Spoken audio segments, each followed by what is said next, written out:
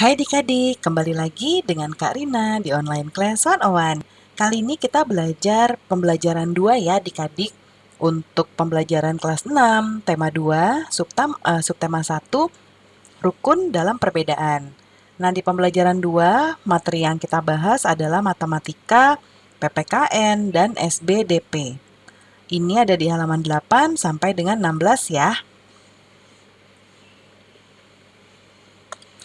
Nah, adik-adik untuk melihat pembelajaran lainnya, silakan adik-adik klik kolom deskripsi, lalu cari kelasnya kelas berapa, tema berapa. Kalau udah ketemu, nanti akan ada biru-biru yang seperti ini. Diklik aja ya, nanti akan kebuka playlistnya, nanti akan muncul semua di tema itu. Atau bisa juga nih di sebelah kanan atas ini, diklik juga, nanti akan muncul playlist dan juga video rekomendasi lainnya. Kita mulai ya adik-adik. Pelangi indah karena warna yang berbeda-beda. Hidup berbangsa dan bertanah air indah jika hidup rukun walaupun berbeda-beda. Nah, adik-adik, nanti amati gambar tentang masyarakat yang hidup rukun dalam perbedaan berikut ya. Nih, ada di sini ada Edo ya, lalu ada para ayah ya sedang melakukan apa nih adik-adik? Sepertinya ini panjat pinang ya, karena ada ininya nih untuk hadiahnya nih biasanya. Nah, kita baca teks dulu. Judulnya Perbedaan yang Menguatkan. Nah, Kampung Cepaka adalah sebuah kampung transmigran. Ya, warganya berasal dari berbagai daerah padat di Pulau Jawa. Hal itu menjadikan mereka berbeda suku maupun agama. Nah, di Kampung Cempaka hiduplah 5 orang sahabat. Ada Asnah yang berdarah Sunda, kemudian Utami dari Banyuwangi, kemudian ada Tony, seorang anak etnis Tionghoa yang sebelumnya tinggal di Semarang. Lalu ada Wande dari suku Tengger di Jawa Timur, Marta, anak seorang pendeta yang dahulunya tinggal di Solo. Nah, di Kampung Cempaka, rumah mereka bersebelahan dan mereka pergi ke sekolah yang sama. Itu sebabnya mereka sangat akrab. Mereka suka bermain bersama dan sering menghabiskan waktu di rumah satu sama lain. Meskipun berbeda suku, kebersamaan begitu kental terlihat ya dalam keseharian mereka. Bersama anak-anak lain di Kampung Cempaka, mereka setiap akhir minggu berkumpul di Balai Utama Kampung.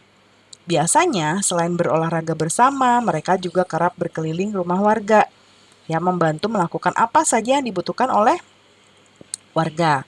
Kadang-kadang mereka membantu warga lanjut usia sekadar membereskan rumah atau menyiapkan makanan karena kalau udah lanjut usia kan biasanya udah repot ya adik-adik ya. Mereka membantu mereka para warga lanjut usia. Lalu sesekali juga mereka membantu orang tua yang sedang bekerja bakti membersihkan lingkungan. Nah, dari Tony mereka belajar menari barongsai. Adik-adik tahu barongsai ya? Yang bentuknya seperti naga, matanya biasanya kedip-kedip gitu, lalu warna-warni, biasanya dominasinya warna merah. Lalu mereka ajarkan tarian itu kepada anak-anak sekampung. Nah, sementara itu, setiap tiba saat panen, Wande dan keluarganya akan sibuk memimpin warga membuat tumpeng gede, yaitu nasi khas dari daerah Tengger yang dibuat untuk mensyukuri berkah Tuhan ya dalam wujud panen raya. Nah, sikap toleransi yang ditunjukkan kelima sahabat itu memang sekedar berupa hal-hal kecil. Hal-hal kecil dalam keseharian itulah yang justru mencerminkan kehidupan Bhinneka Tunggal Ika di Kampung Cempaka yang kaya akan perbedaan. Mereka hidup damai, berdampingan, dan tulus saling menjaga. Ya, Bhinneka Tunggal Ika adik-adik pasti udah tahu lah ya. Ini adalah semboyan negara Indonesia. Nah, adik-adik, perbedaan itu tidak menghalangi persatuan. Dengan bersatu, kita dapat melakukan banyak hal. Setelah mengamati gambar dan membaca teks tentang hidup rukun dalam perbedaan, tulislah hal yang ingin kamu ketahui lebih lanjut dalam bentuk pertanyaan. Seperti ini ya, nanti diisi di sini. Karina akan contohkan. Yang pertama pertanyaannya adalah apa saja perbedaan yang ada dalam masyarakat. Yang kedua, apa manfaat perbedaan yang ada dalam masyarakat? Yang ketiga, bagaimana cara menyikapi perbedaan yang ada dalam masyarakat? Lalu yang keempat, sikap apa yang harus dimiliki untuk hidup di tengah perbedaan yang ada. Ya. Nah, nanti ditukar pertanyaan yang sudah adik-adik buat dengan teman sebelah, nanti didiskusikan jawabannya bersama-sama. Kemudian tulis kesimpulan tentang persatuan melalui hidup rukun dalam perbedaan di tabel atau bagan berikut, ya. Nah, ini ada bagan, ada pertama ya, ini tentang rukun dalam perbedaan. Yang pertama, apa perbedaan yang ada, bagaimana menyikapinya, dan apa manfaat hidup rukun. Karina akan membuatnya seperti ini, nanti adik-adik tuliskan di sini ya. Ya. Nah, yang pertama, apa perbedaan yang ada? Perbedaan suku, ras, agama, budaya, dan jenis kelamin ya. Tadi ada yang cewek, ada yang cowok. Lalu sukunya ada yang Tionghoa, lalu rasnya juga beda-beda, agamanya juga sama. Nah, kemudian bagaimana menyikapinya adik-adik? Ya, yaitu dengan hidup toleransi. Ya, mereka saling menghargai adat atau agama budaya masing-masing. Lalu apa sih manfaat hidup rukun? Yaitu dapat menciptakan kehidupan yang damai dan saling terjaga.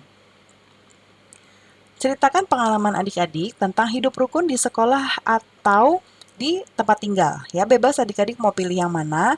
Nah, ini sebagai penerapan persatuan. Nanti yang dijelaskan pertama, apa sih perbedaannya? Yang kedua, kegiatan apa yang dilakukan bersama-sama secara rukun? Kemudian sikap adik-adik atau sikap keluarga terhadap perbedaan yang ada. Dan juga manfaatnya apa dari persatuan dalam perbedaan. Nanti dibuatkan di sini. Karina contohkan ya di sebelah kanan. Teman-teman sekelasku sangat beragam. Ada yang beragama Kristen, Islam, Hindu, dan juga Buddha. Tidak hanya perbedaan agama saja, tetapi juga ada perbedaan suku dan juga makanan kesukaan. Namun, kami selalu bersama dalam setiap kesempatan. Ketika bermain bola, mengerjakan tugas kelompok, dan piket kelas, kami lakukan bersama-sama tanpa memilih-milih. Kami sangat menghargai perbedaan yang ada. Justru dengan adanya perbedaan ini, kami jadi bisa saling berbagi budaya dan adat masing-masing. Ya. Nah, kemudian adik-adik, semangat persatuan bangsa Indonesia tercermin pada seni budaya lokal. Salah satunya adalah melalui tarian. Banyak sekali tarian daerah Indonesia yang menyerukan persatuan. Nah, ini ada contohnya ya. Lego-lego ini adalah tari adat dari Alor yang bermakna persatuan. Kita baca ya. Tarian adat adalah salah satu kekayaan budaya yang disampaikan secara turun-temurun dari nenek moyang. Tarian adat kerap memiliki pesan dan makna yang luhur. Salah satunya ada pada tari lego-lego dari Kabupaten Alor, Nusa Tenggara Timur. Tarian ini ditujukan untuk mengajak masyarakatnya bersatu, membangun kampung dan negeri. Pada masing-masing kawasan di Kabupaten Alor terdapat gaya tari dan nyanyian yang berbeda-beda. Namun formasinya sama, yaitu lingkaran. Ya, seperti ini contohnya nih. Ini melingkar, ya. Kemudian masing-masing nyanyian dan pantun yang diungkapkan saat menari memiliki arti serta harapan yang berbeda-beda. Nah, beberapa literatur menyatakan bahwa tarian ini sempat menjadi tari perang. Sekarang tarian ini lebih sering digunakan untuk menyambut tamu.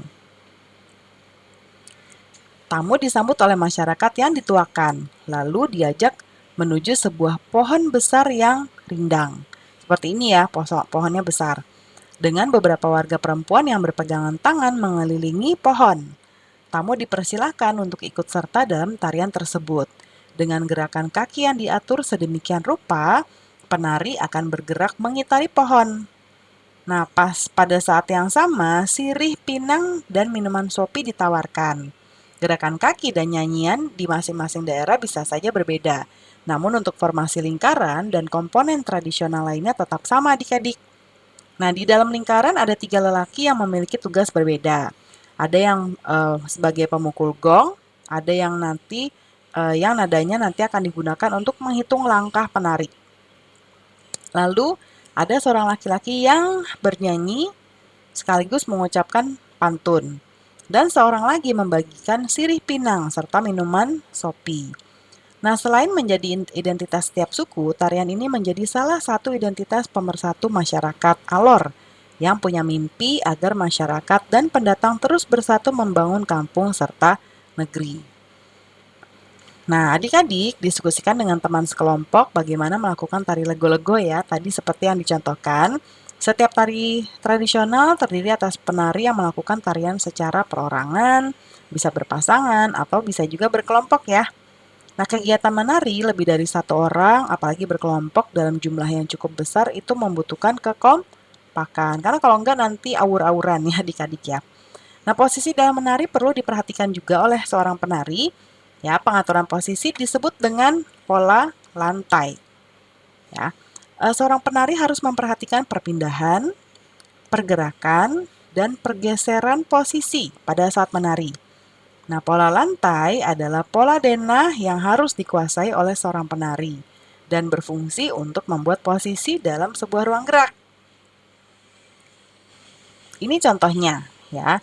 Nah, kalau yang ini vertikal karena dia lurus seperti ini adik-adik ya. Vertikal ke bawah. Tari klasik banyak menggunakan pola lantai vertikal. Ya, penari membentuk garis vertikal yaitu garis lurus dari depan ke belakang atau sebaliknya dari belakang ke depan. Nah, pola ini sebetulnya kelihatannya sederhana ya, tetapi kuat. Contohnya ada tari Yospan dari Papua, tari Serimpi dari Jawa Tengah, dan tari baris Cangkedan dari Bali. Lalu ini pola lantai diagonal. Ya, diagonal seperti ini, seperti X, ya. Penari berbaris untuk membentuk garis menyudut, ya, bisa ke kanan atau ke kiri seperti ini, ya, atau X. Contohnya ada tari Gending Sriwijaya dari Sumatera Selatan.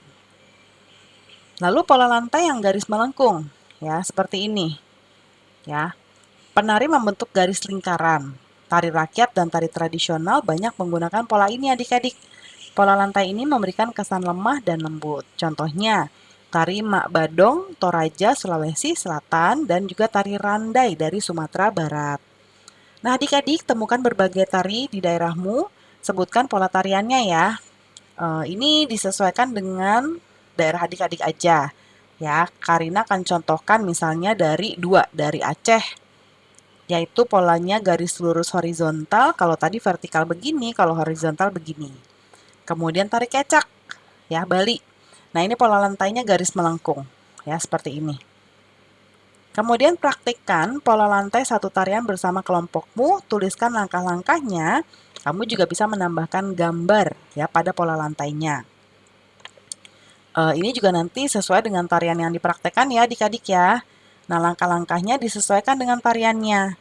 Hal yang perlu diperhatikan adalah seorang penari harus memperhatikan perpindahan, pergerakan, dan pergeseran posisi saat menari. Dan pola lantai adalah pola denah yang harus dikuasai oleh seorang penari dan berfungsi untuk membuat posisi dalam sebuah ruang gerak. Nanti didiskusikan ya pola lantainya dengan teman sekelas. Lalu, kamu baru saja mencoba pola lantai dalam menari. Bekerja sama yang baik harus dimiliki oleh seorang penari agar menghasilkan tarian yang indah. Perbedaan yang dimiliki oleh para penari tidak boleh menghalangi semangat persatuan dalam menghasilkan tarian yang indah. Ya, jadi kan kayak contohnya tadi nih adik-adik ya.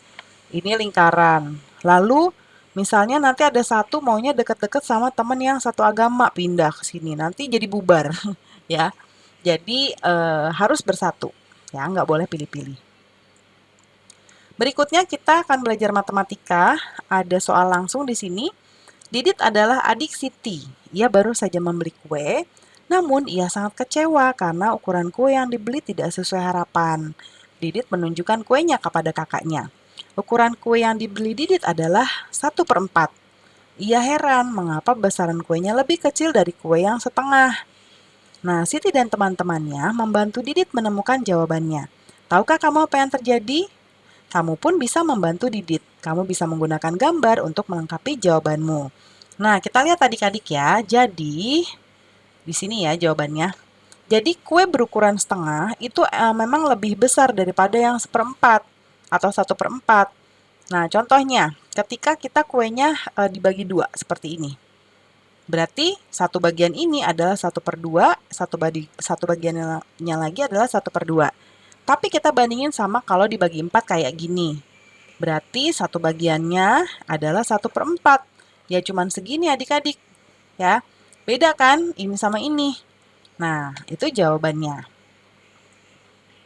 Kemudian yang ini nomor 2, Didit mengurutkan beberapa bilangan pecahan. Ada 21/4, 9/4, 6/4, 31/4, 11/4, dan 1/2/4. Sebetulnya ini penyebutnya sama semua ya adik-adik ya. Tapi ada pecahan campuran, jadi kita harus mengubah dulu ini jadi pecahan biasa dulu. Ya, nah kita nanti akan diurutkan dari apa nih? Mengurutkan ya. Mengurutkannya di sini nggak dikasih tahu sih mau yang dari yang kecil atau enggak.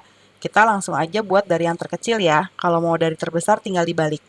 Nah, yang ini kita ubah dulu menjadi pecahan biasa. Caranya adik-adik udah tahu ya. Caranya ini dikali ini, lalu ditambah ini. Ya. 2 dikali 4, 8. 8 tambah 1, 9. Jadi, 9 per, Karina tulis di sini ya, 9 per 4. Kemudian, karena nanti jawabannya ada di sebelah kanan. Nah, kemudian ini ada 9/4. Ya, terus ini 6/4. Kalau ini 3 kali 4, 3 kali 4, 12. 12 tambah 1, 13. 13 per 4. Kemudian ini 11/4. Ini 1 kali 4, 4. 4 tambah 2, 6. 6 per 4. Nah, kita urutkan. Mulai dari yang terkecil, berarti kita mulai dari ini dan ini.